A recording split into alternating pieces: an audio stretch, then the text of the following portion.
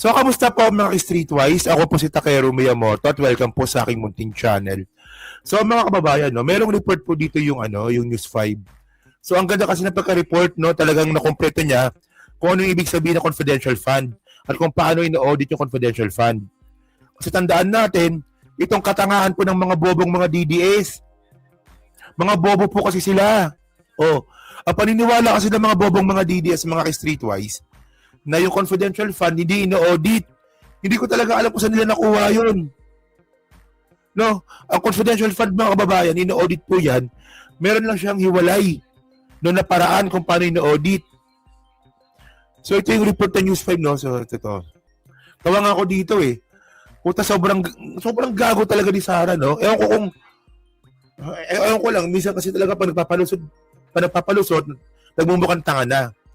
Sabi ni Sara, wala daw pong due process.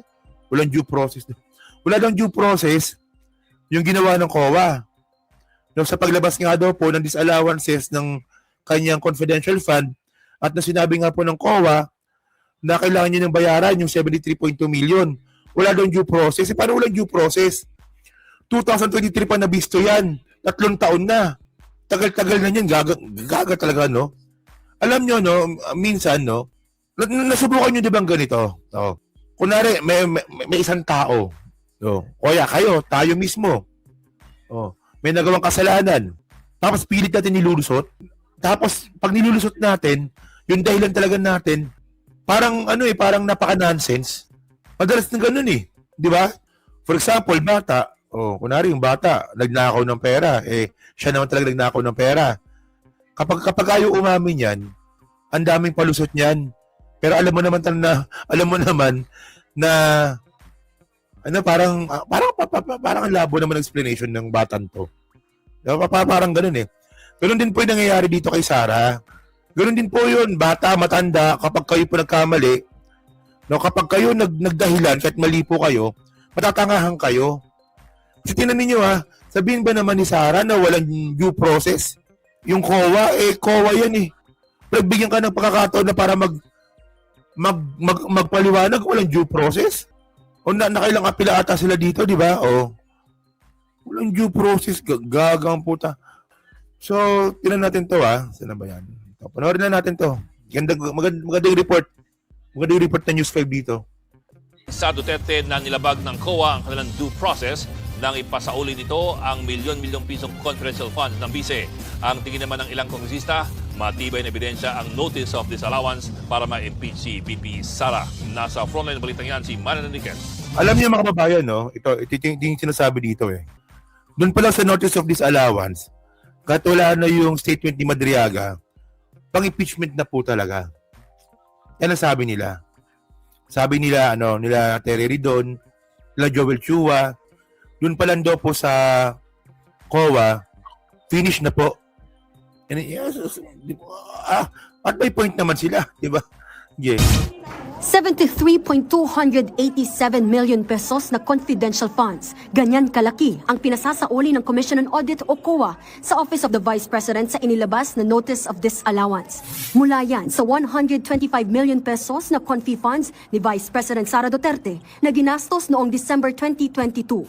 Mabigat at napakahalaga ng desisyong ito ng COA and Bank.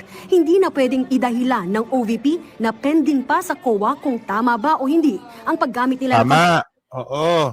Ito, putulin ko lang, pasensya na, pero naalala nyo ba mga Streetways, no? Noong inimbestigat si Sara Duterte sa Congress noong 2024, ayan po yung sinasabi ni Sara. May confidential funds ko, meron pang apila sa COA. Kaya hindi ako sasagot. Ayun ang palusot ni Sara nun kaya hindi siya sumasagot. Nung tinatanong siya nila Arlene Brosas at saka ni Franz Castro. Na ito, meron kang disallowed dito, 73 million. Ang sagot ni Sara, hindi pa tapos yan eh. Nakapila pa yan eh. Oh, piloso po talaga, di ba? O ngayon, hindi niya na magagamit yun. Kasi, ibig sabihin yun, sarado na. Yung usapin po ng confidential fund na 125 million, sarado na po yan. Kasi po, meron pong 72.3 million, 73.2 million pala, no na disallowed. Confidential funds noong 2022. Ibig sabihin, sarado na ang usaping ito. Pero ayon sa kaalyado ng bise na si Attorney Salvador Panelo, posible pa itong iakyat ng kampo ni VP Sara sa Korte Suprema. Kung meron sa feeling nila may abuso, there's a grave abuse of discretion, they will go to the higher courts to question the resolution. Sa 20 Ito yung sinasabi ko mga kababayan Sure naman po akong tatakbo sa Supreme Court yan. Kasi po, okay, ignore na lang nila. Tulad ng ginawa ni Bong Revilla. O di ba si Bong Revilla mga kababayan, wala lang Si Bong Revilla nga mas malaki pinapasoli sa kanya 124 million Di ba si Bong Revilla? O pinapasoli yan ng nasa Digan Bayan, 124 million. Wala lang. Sinabi niya lang, ba't ko sasoli yan? Di ko naman ninakaw yan. O ganoon din gawin ni Sara kung pakapalan ng muka. Huwag niya lang bayaran. O panindigan niya na lang na, ginastos ko naman ang tama yan O kaya, takbo siya sa Supreme Court. Tulad ng ginagawa niya. O hingi siya ng tulong kay Ninong Leone niya. Pwede yon. 2 pahinang desisyon ng Anbank, bigo raw ang opisina ni VP Sara na isumiti ang mga kailangang justification o clarification para sa kanilang confidential expenses. Wala raw na ipakita ang OVP na patunay na naging matagumpay ang kanilang confidential operations. Kung hihimayin, lumalabas na 69.7 million pesos ang ginamit ng bise para sa payment of rewards na hinati-hati sa cash, various goods. Grabe no? Magkano yun? 69 million po yung ginamit ni Sara para po doon sa rewards. Rewards na walang accomplishment. Yun na nyo ito yung bobo sa mga bobong mga DDS talaga. Kaya nga bobong mga DDS Sabi ng mga bobong mga DDS na bakit nyo gusto makilala si Mary Grace Piatos? Masisira yung dito, yung intelligence operation ni Sara nung panahon na yun. Mga kababayan, matagal na po yun. 3 years ago na po yun. Kung ano mga intelligence na ginawa ni Mary Grace Piatos, panis na po yun. At pangalawa mga kababayan, hindi po natin hinihingi kung sino si Mary Grace Piatos. Ang hinihingi po natin, itong hinihingi ng COA. Anong accomplishment ang ginawa ni Mary Grace Piatos? Pati no mga ibang mga fictitious name. Hindi natin kailangan kung yan ba yung mga confidential yung mga tao na yan. Ano yung naging parte nila sa intelligence na trabaho ni Sara? Ano yung naging accomplishment nila? So doon nabigo yung Vice President natin. Vice President pala ng mga DDS. No, kasi hindi ko Vice President yan No, nabigo si Sara na ipakita kung ano yung naging accomplishment ng kanyang intelligence operations. Tandaan nyo intelligence operations like pagmamanman sa mga rebelde, no, pagbili ng mga information para po mahuli ang mga sasamang loob. O di ba? Kung mga rebelde ulit, ganon. Intelligence. Oo. Takalan yung mga DDS, intelligence Hindi yung talino, magkaiba yun. At medicines. Nauna nang umapila ang kampo ng bise na mayroon namang general statement sa kanilang accomplishment report na nagsasabing 100% na naipatupad ang mga aktibidad ng walang untoward security-related incident. Pero nanindigan ang COA na hindi ito sapat. Hindi kasi nilahad ng kampo ng bise ang mga detalye o breakdown ng confidential expenses at salaysay ng tagumpay na information gathering o surveillance activities. Wala rin daw anumang bahid na para ito sa national security, kaya hindi maituturing na confidential in nature. So kasi ito yung confidential fund ni Sara mga kababayan, ginamit din nila sa sa reward. Tapos yung reward mga kababayan, laptop, no? Laptop, mesa, pagkain, puta. Alam niyo kasi, ito yung sinasabi natin meron tong meron tayong Yan, John Circular. John Circular 2015-01. 33 pages po yan. So, andito po lahat kung paano po dapat gamitin yung confidential fund. May guidelines naman kung paano gamitin. So, ibig sabihin, no-audit talaga. Ito po yung hindi po sinunod ni Sara. Yung circular order po na yan. Gumawa siya ng sarili niyang circular order para po maggastos o magasta ang confidential fund. Pero kung pagbabasahin po natin yung sinabi ni Ramil Badriaga, yung confidential fund po ni Sara, yung ibang parte na kay Martires. kay Ombudsman Martires. Sa upuan, desktop computers at printers na nagkakahalaga ng 3.5 million pesos dinisalaw din ng COA. Wala kasing official receipts o sales invoice na isinumite ang OVP, kundi pawang acknowledgement receipts lamang. Kita nyo, di ba? Bastos talaga, di ba? Bastos talaga si Sara. Alam nyo kasi mga babae, no? Kahit confidential funds yan, mga streetways, no? Okay lang naman malaman kung saan binili yung laptop, yung desktop, Ano yan? Ito ha. Sige nga. Oh. Anong gusto palabasin ni Sara Duterte dito? Tingnan nyo, parang ginagawa tayong tanga dito, no? Yung bibilin kong desktop. Nung hindi na kailangan ng resibo yan, baka malaman ng rebelde kung saan ko binili. Parang ganun ang ginawa ni Sara. Bumili ng desktop, bumili ng mesa, bumili ng upuan, tapos walang resibo, acknowledgement receipt lang. Mali talaga. So bakit nga? Kasi nga, it doesn't matter naman anong parte ng security threat natin para po itago kung sino yung pinagbilhan ng laptop or ng desktop. Kunwari kung kayo rebelde, baganti tayo doon sa binila nila ng desktop. Ganun ba rebelde sa Pilipinas? Kita nyo bastos, di ba?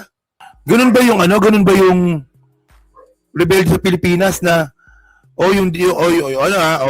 winaman-manan na tayo ni Sara gamit yung desktop. O kung kanino sila bumili ng desktop, salvage natin. And by the way, paano nila malalaman kung saan bumili? O di ba, malalaman ba ng rebelde yan kung saan yung binili? Gaga talaga, no? Ewan ko dito. Sabi sa'yo, mga di ba ka-report ni ng News 5 na nagkakahalaga ng 3.5 million pesos dinisalaw din ng COA. Wala kasing official receipts o sales invoice na isinumite ang OVP, kundi pawang acknowledgement receipts lamang. Bukod kay VP Sara, pinangalanan din ng COA na responsable sa notice Sa Gilmore nila binili, no? of disallowance sina Special Disbursing Officer Gina Acosta at Chief Accountant Julieta Villa del Rey. Kita nyo itong disbursement officer mga kababayan. Ano lang to nagtatrabaho lang to Nagtatrabaho lang yung mga yan. Yung Gina Acosta na yan. Ngayon ang nangyari ngayon dito, hello po Ma'am Evangeline, hello po. Ngayon ang nangyari dito, inutusan ni Sara na huwag mag-disburse sa confidential fund. Mag-disburse daw sila chika. Sinong tinuro ng COA may kasalanan? Si Gina Acosta. Sabihin lang ng COA, ba't ka pumayag, trabaho mo yan? Di ba? Tama yan lakay Dapat talaga pati yung confidential fund ni Sara nung siya yung mayor, dapat ano rin yan, mahalongkat din yan. Baka dati pang ginagawa ni Sara yan. Yung ginawa niya dyan sa 125 million, baka dati niya pang ginagawa yan. Kawawa naman yung nagtatrabaho. 'Di ba? Yung Gina Acosta. Sinabihin lang ni Sara yan, Gina Acosta. Huwag mo muna pakialaman yung confidential fund Ang magdi-disbursement niyan si La Chica. Kasi for security reasons. Ikaw, siyempre, Vice President yung nag-utos sa'yo. Di ba? Sige ma'am. Kayo nang bahala. Pero trabaho niya dapat yun. Ngayon nakakabistuhan na. Siya tuloy yung tinuturo. Matagal lang nagtatrabaho yung Gina Acosta na yan. Di ba, puta? Matagal na yan dyan. Matagal lang disbursement officer yan si Gina Acosta. Nasira lang dyan kay putang ng Sara Duterte na yan. Hindi kasi parang example, kasi ito kung kayo po sa katayuan ni Gina Acosta, wala rin kayo magagawa Susunod lang din kayo Pero lang kung magre-resign kayo, pero wala rin kayo magagawa talaga. Puta, Vice President yan Siya raw bahala ngayon, sige nga. Nagkabistuhan na. Sinong bahala? Sarili mo lang. Ano yan? Tawag doon? Buntot ko, hila ko. Yes. Nang giniit ng kampo ni VP Sara sa nauna nilang petisyon na nilabag daw ng COA ang kanilang karapatan sa due process matapos ilabas ang notice of disallowance nang hindi muna nagbibigay ng audit observation memorandum sa OVP. Pero itinanggihan ng COA at audit observation, Ran. Nasabi niya? Matapos ilabas ang notice of disallowance nang hindi muna nagbibigay ng audit observation memorandum sa OVP. Audit observation memorandum. Puta nakailan lang ganun. Nakailang ganun ka na?